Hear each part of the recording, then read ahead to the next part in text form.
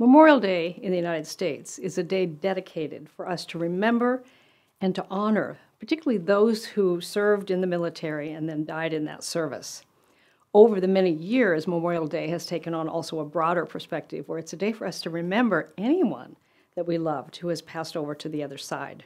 In 1987, I met a man named Jack Boland, who became my mentor. It was someone, as I was growing my awareness, my expression of who I wanted to be in the world and the gifts I wanted to bring into the world, he was 10 miles ahead of me, not only in the work that he had done and the difference it was making in the world, but his understanding about how results occur. I was blessed to have him for my mentor, and I had him for my mentor for 5 years. I could call him now and then and ask, Jack, I'm struggling with this. What do you think about that? And he was pristine in his awareness, and he always was able to give me a way of thinking and a step to take that moved me in a whole new direction. I loved that I was able to call him. And then in 1992, suddenly he passed away. He died. He died on March 4th, 1992, and we all felt Jack was a mentor also to Wayne Dyer and Les Brown. And the three of us felt that that day, the day Jack died, was actually the title of his last message to all of us, March 4th. So what I didn't know is after he passed away, I got notified that Jack had asked that a third of his ashes come to me and to the place where I was doing the work that he had trained me to do and helped me grow in. It was to go to my church, a third of the ashes. There was a third that was going to go to a recovery center that he had helped start, and there was a third of his ashes that would go to his own church that he had built. So when the ashes came to me, they came in a little beautiful brass container, a third of my mentor's ashes. I placed that brass container on the bookshelf of my books, but I had one shelf aside for my altar items. So I put Jack Boland's ashes right there. And meanwhile, I was dreaming to create a rose garden, a beautiful Jack Boland Memorial Garden. I dreamed that up. The grounds crew went to work on it. It was a spiral rose garden. And then we had created a plaque with one of Jack's most famous quotes on it, and that plaque would be cemented in, and underneath that cement would be where Jack Boland's ashes would be. And forevermore, people walking that spiral would come to and see Jack's last message, which was the study of spiritual principles is the most important activity in life.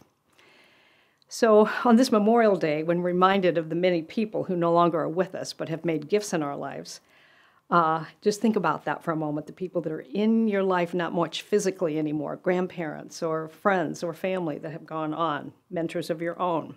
So as we were creating the memorial garden for Jack Boland, the most important thing in this life is the practice of spiritual principles. We had that made. It's all ready to go. I go out and I find out there's a big mix-up between me and the gardeners.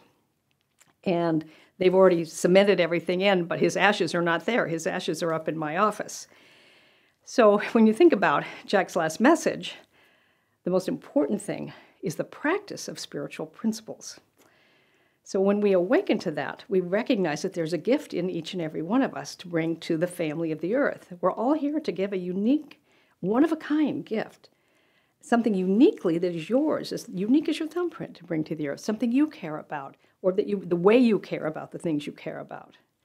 So we created the plaque. Again, the ashes were to go at the base of the plaque and the cement, and the plaque was there. And that was the plan, and it turned out that I hadn't communicated well. The plaque is in the ground, or plaque is set up in the ground, the cement's there, and Jack's ashes are still upstairs in my office. So when that happened, I thought, oh my gosh, now we're going to have to tear that down and start all over. And so, all right, we'll do that, but we're not going to do it today. I'll figure that out later. So I went back up to my office. And then a few days later, I was sitting in my office, and I found myself worrying about something. I was thinking and ruminating and over again. I don't remember what it was, but I do remember worrying about it. And I'm thinking, oh, Jack, if you were just here, I could call you. I could pick up the phone and I could call you. And I would call Detroit. And then something happened. As if I'd picked up the phone and called Detroit.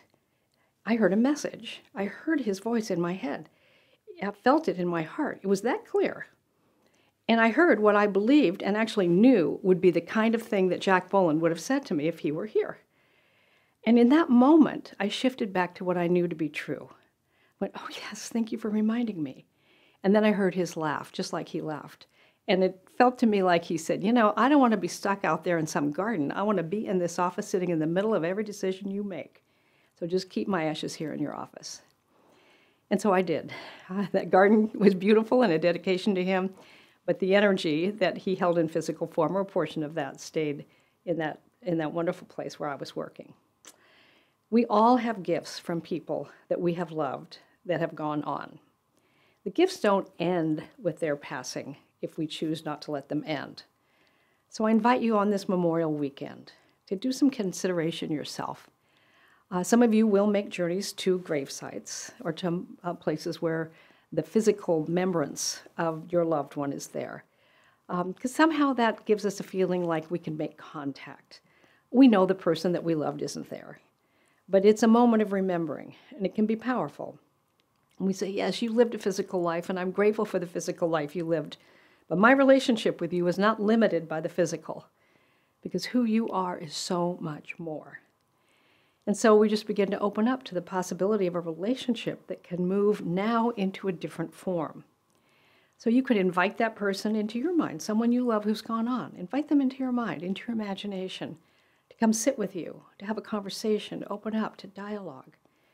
At times, you may hear nothing. At other times, that person you'll hear their voice. You'll feel the impulse of what they might have said to you or what they're saying to you now. Sometimes people that you love appear to you in dreams. But often those are not like ordinary dreams. It feels like a real experience, a real vision. And you'll wake up feeling like that was absolutely real, not just something you dreamed up. And no one will ever be able to convince you that you did not have a direct experience of that loved one. It doesn't matter what they believe. You'll know that that loved one has not really died. There's a dimensional shift. They're not in the physical anymore.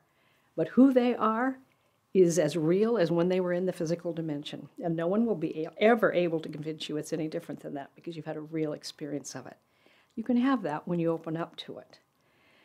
And you say, oh my gosh, you never were really gone. You were here all along. I just can't reach you with my physical. So know this, you actually have a kind of connection that's not of this world, it's of heart. And there's a golden thread between you and the one you love, no matter which dimension they're in.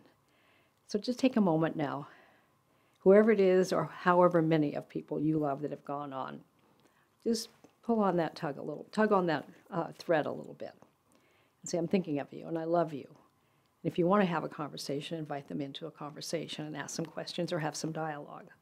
But know this, death itself is not strong enough to take that love away. So what's your favorite way to honor the memory of someone you love who has passed on? I'd love to see your thoughts and hear your feelings as you write this in the comment section below. So, and then if you've enjoyed this video or know somebody who could benefit from it, share it, please. And then go ahead and subscribe to our YouTube channel if you haven't already done that. I want to thank you for watching. Happy Memorial Day.